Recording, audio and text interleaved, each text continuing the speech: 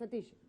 अंजना जी, भारत धार्मिक रूप से गुलाम नहीं, इसलिए वो भारत किसी धार्मिक किताब से चल नहीं सकता। मैं एक लोकतांत्रिक व्यवस्था में पैदा हुआ। आप खड़े और किधर कोई हैं भी पहले ये बता लोकतांत्रिक दीजिए। व्यवस्था स्वामी प्रसाद संविधान से मौर्य के चलती साथ खड़े हैं या बीजेपी की तरफ खड़े हैं जो उनकी मैं लाइन है? क्योंकि मानवता के साथ अब खड़ा हूं, हाँ। मैं सच्चाई के आपकी साथ खड़ा हूं, मानवता मैं झूठ के क्या साथ कह रही बिल्कुल है? नहीं खड़ा हूं। देखिए, आस्था सच की क्या है? सेज सजाकर अगर आप सामाजिक न्याय की लड़ाई के साथ बलात्कार करेंगे तो मैं 100% उसका विरोध करूंगा। यह सच है कि इस देश की अगर 85% आबादी इन लाइनों को लेकर के अगर आपत्ति जताती है तो आखिर 15% लोगों की क्या मजबूरी है कि वो तुलसीदास जी की इन लाइनों के साथ खड़ी है। तुलसीदास जी का विरोध राम का विरोध नहीं हो 85% लोग सकता। विरोध में ये कैसे साबित होगा? तुलसीदास जी राम नहीं है, तुलसीदास जी एक राइटर हैं। तुलसीदास जी का विरोध राम का विरोध नहीं हो सकता। और तुलसीदास जी के समकालिक लोगों ने, कबीर ने बाकायदा तुलसीदास जी के इस नजरिए से आपत्ति जताई है। वहीं पे आपके रैदास जी होते हैं, रैदास जी ने खुद यह कहा कि मैं इन बातों से सहमत नहीं हूं। एक पढ़ेगा, एक लड़ेगा, एक करे व्यापार, बाकी सब सेवा करें, ऐसा उन्होंने राज नहीं चाहा। उन्होंने राज ये कहा कि सब पढ़ेंगे, सब लड़ेंगे, सब करें व्यापार, सबकी सब सेवा करें, ऐसा चाहूं मैं राज। मेरा कहना यह है कि इस लोकतांत्रिक व्यवस्था में देखिए, जाति भारत की सच्चाई है, इसमें कहीं कोई दो राय नहीं। अगर जाति सच्चाई है तो जाति डिस्क्रिमिनेशन है।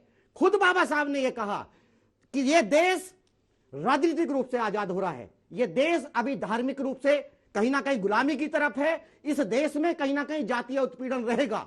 मैं अपने अनुयायियों से यह उम्मीद करूंगा कि इस देश में जो तीसरी आजादी की लड़ाई है, 1857 पहली लड़ाई, दूसरी लड़ाई में देश आजाद हुआ और सामाजिक आजादी की लड़ाई लड़ी जाएगी। 100% ये तमाम युवा आज ये जाति के चश्मे में आप लोगों को भटका सकते हैं, निश्चित रूप से यही लोग खड़े होंगे और भारत के लिए सबसे बड़ी बात है। और एक बात और कह दूं बस लास्ट, लाइनें चेंज करना या ना चेंज करना ये कोई मुद्दा नहीं है, पूरी दुनिया का इतिहास है। अगर आप क्रिश्चियनिटी को देखेंगे, आप ओल्ड टेस्टामेंट से न्यू टेस्टामेंट के ऊपर जाते हैं, इसी दुनिया के अंदर अगर जापान के सैनिकों के ऊपर यह आरोप लगता है कि उन्होंने 2 लाख चीनी महिलाओं के साथ व्यभिचार का, वो माफी मांगता है। अगर जापान का प्राइम मिनिस्टर चीन में जाएगा, माफी मांगेगा। अगर ब्रिटेन की महारानी भारत में आती है तो कहीं ना कहीं जलियांवाला बाग कांड को लेकर के माफी मांगती है। मेरा कहना यह है कि माफी मांगना, अगर ये बात कह दे सब लोग कि ये तुलसीदास जी के समय का चित्रण हो सकता है, लेकिन आज के समय में हम तुलसीदास जी की लाइनों के साथ नहीं हूं तो लड़ाई नहीं होगी। मेरा कहना यह है कि धर्म से पेट नहीं भरता, ये बात मान लीजिए। धर्म से आप लड़ाई लड़ सकते हैं, धर्म से पेट नहीं भरता। लोगों को रोजगार चाहिए, लोगों को रोटी चाहिए, लोगों को सम्मान चाहिए। स्वामी जी, उनकी बातों का जवाब। सतीश प्रकाश जी, आपकी बातों को मैंने सुना। Do you know about religion and spirituality? Religion और स्पिरिचुअलिटी के बीच आपको अंतर पता होना चाहिए। आप रिलीजन की बात करके तालियां बजवा रहे हो या स्पिरिचुअलिटी की बात कर रहे हो, आध्यात्म या जिस धर्म की बात आप कर रहे हो। धर्म का सीधा सीधा अर्थ, मेरे बच्चों आप ताली बजा रहे हो, सत्य को धारण करने की क्षमता को धर्म कहते हैं। वो सत्य धारण करना चाहिए कि नहीं करना चाहिए? ये कह रहे हैं धर्म से पेट नहीं चलता, जीवन जीने की कला को धर्म कहते हैं। उस जीवन जीने की कला से रोटियां मिलेंगी कि नहीं मिलेंगी, रोजगार मिलेंगे कि नहीं मिलेंगे? आप किस धर्म की बात कर रहे हैं? दूसरी बात सुनिए, इस दुनिया में सबसे ज्यादा विकसित कंट्री कौन है? America, Sweden and Japan. सबसे ज्यादा लिटरेसी कहां है? America, Sweden and Japan. Education नहीं है, लिटरेसी है। There are big difference between literacy and education. Literacy education नहीं हो सकता, लेकिन इन तीनों कंट्रियों में सबसे ज्यादा पागल हैं और सबसे ज्यादा आत्महत्याएं होती हैं। ये कनेक्शन क्या कहलाता है? जहां सबसे ज्यादा पर व्यक्ति आमदनी, जहां सबसे ज्यादा पढ़ाई, वहां पर सबसे ज्यादा आत्महत्या। और आप कह रहे हैं धर्म की जरूरत नहीं है, आप कह रहे हैं नीतियों की जरूरत नहीं है, आप कह रहे हैं आनंद की जरूरत नहीं है। धर्म का अर्थ होता है आनंद, धर्म का अर्थ होता है इनर ब्लिसफुलनेस, धर्म का अर्थ होता है ट्रूथ, धर्म का अर्थ होता है लव, नथिंग एल्स। उस धर्म की बात करने में आया हूं।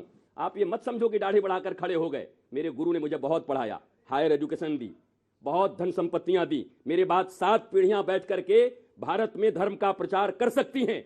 उन्होंने जब मुझे पढ़ा लिया तब कहा जाओ लोगों के बीच में और रियल धर्म का प्रचार करो। मेरे बच्चों, मैं आपके बीच रियल धर्म का प्रचार करने आया हूं। वो धर्म जहां प्रेम हो, जहां आनंद हो, जहां मस्ती हो। लेकिन ये धर्म के नाम पर पन्ने फाड़ना, रामायण फाड़ना और किसी और मजहब के विषय में बोलने से डरना, क्या ये भारत है? इसी भारत में आप रहना चाहते? सबके लिए बोलो ना, सबके लिए बोलो अगर बोल सकते हो तो। एक एक के लिए बोलो अगर आप बोल सकते हो। उन्होंने प्रश्न किया, उसी का जवाब दीजिए। देखिए, मैं 100% आपका सम्मान करता हूं जी। लेकिन साथ साथ ये भी कहता हूं कि अगर धर्म का उत्पाद जात है तो मैं जीवन के अंतिम क्षण तक उस व्यवस्था का विरोध करूंगा। मेरे जीवन में वही जातीय व्यवस्था कहीं ना कहीं जहर घोलती है जो आपके जन्म में कहीं ना कहीं आपके लिए गहना सिद्ध होती है। एक बात मैं जरूर कहूंगा यहां आप सब लोगों के सामने कि देखिए, गंदगी को ढोना नहीं चाहिए। गंदगी को अगर जेब में लेकर के चलोगे तो आप भी बीमार हो जाओगे। गंदगी को गंदगी से साफ नहीं कर सकते। गंदगी को साफ करने के लिए कहीं ना कहीं आपको स्वच्छ सोच और स्वच्छ जल की आवश्यकता है।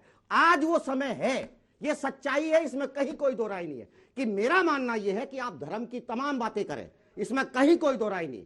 और दूसरी बात, एक सच्चाई और आपके कार्यक्रम में बता रहा हूं मैडम, एक जरा सी बात जल्दी कि देखिए, सुनिए, हमने जातीय डिस्क्रिमिनेशन झेला। 1935 में बाबा साहब ने यह कहा कि मैं हिंदू धर्म में पैदा हुआ लेकिन हिंदू धर्म में मरूंगा नहीं। लेकिन अगर आप भारत में अगर धर्म परिवर्तन को देखेंगे तो तमाम जातियां, इस्लाम में जातियां गई भारत संकरण में, इस्लाम के अंदर तमाम जातियां हिंदुओं की उपलब्ध हैं। सिर्फ दलितों की एक जाति अगर आप मुझे बता दें। तमाम डिस्क्रिमिनेशन के बावजूद भी हमने धर्म परिवर्तन नहीं किया। अगर हम अपने सम्मान पूर्वक जीवन की बात करते हैं तो हमारी बातों को कहीं ना कहीं गंभीरता से सुनना चाहिए। हम भी देश के नागरिक हैं, पूरे दुनिया का इतिहास है, पूरे देश का इतिहास है। इस देश के पॉलिटिक्स नहीं होनी चाहिए ना, हिंदुओं को एकजुट रहना चाहिए। गद्दारी